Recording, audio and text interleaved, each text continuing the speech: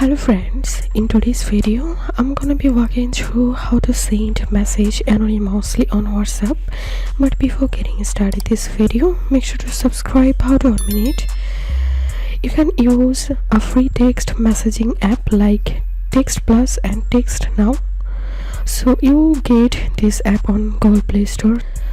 So open your Play Store and search here Text Now,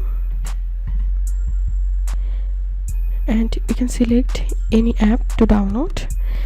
So you will need to create a WhatsApp account using your second phone number, and you will get the second phone number on this SMS provider app. So you'll need to copy the phone number and now open your WhatsApp and try to create an account using the second phone number. Then you will get a verification code to your second phone number.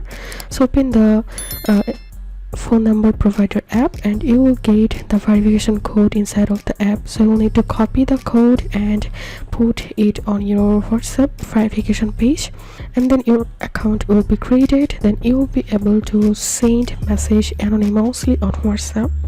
If you'd like to see more helpful videos, please check the links in descriptions. If this video helped you, give a thumbs up and please consider subscribe to How to 1 Minute. Thank you for watching.